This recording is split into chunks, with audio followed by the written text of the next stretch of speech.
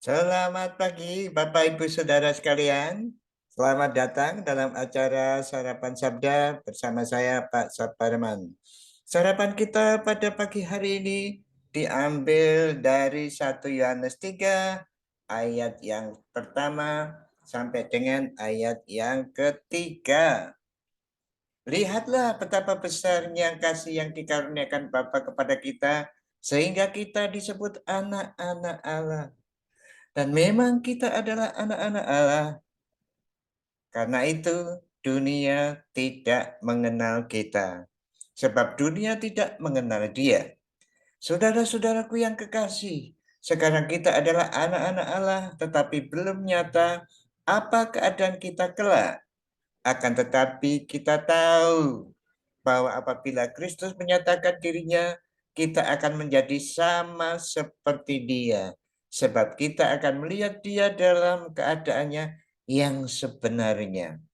Setiap orang yang menaruh pengharapan itu kepadanya, menyucikan diri sama seperti Dia yang adalah suci. Nah, Bapak Ibu Saudara, kita telah merenungkan beberapa hari ini mengenai kasih yang luar biasa yang mengakibatkan kita menjadi anak-anaknya namun tidak dikenal dunia.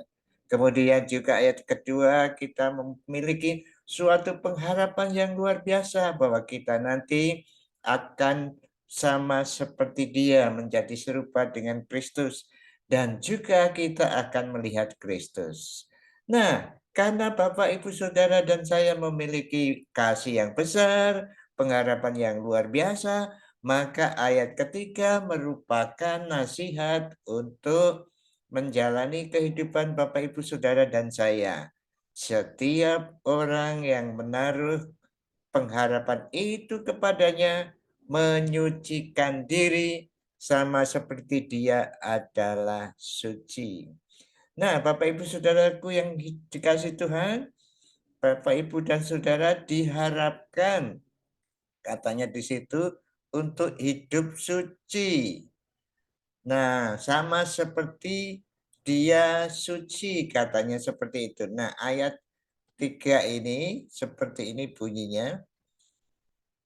Ini pengharapan, kemudian ini ya katanya supaya hagnos ini ya, full atau holy ya, supaya saudara ini agnisu to purify, cleanse from defilement. Ini ya, supaya saudara menyucikan diri, hidup dalam kesucian sama seperti Dia hidup dalam kesucian. Nah, tentu saja saudaraku yang dikasih Tuhan, perintah ini mustahil ya. Masuk kita suci seperti sama seperti Dia yang adalah suci. Nah, saudaraku yang dikasih Tuhan, sebenarnya saudara dan saya itu pada waktu menerima Tuhan Yesus Kristus sudah disebut orang suci, santa atau santo. Setiap orang yang percaya kepada Tuhan Yesus, ia disebut orang kudus. Kalau saudara membaca permulaan kalimat pembukaan surat-surat Paulus kepada Korintus juga demikian. Orang Korintus itu orang kudus ya. Saudara tahu kalau membaca di sana bagaimana kelakuannya. Tapi itu belum kudus dalam pengalaman. Artinya kedudukan Bapak Ibu Saudara dan saya di hadapan Tuhan itu kudus. Tetapi belum banyak mengalami kekudusan. Nah, ini yang penting. Di dalam kehidupan kita tidak bisa dipisahkan antara kudus sebagai posisi kita di hadapan Allah dengan pengalaman hidup kita yang kudus. Nah, ini yang diminta di dalam ayat ini supaya saudara dan saya mengalami rasanya hidup kudus.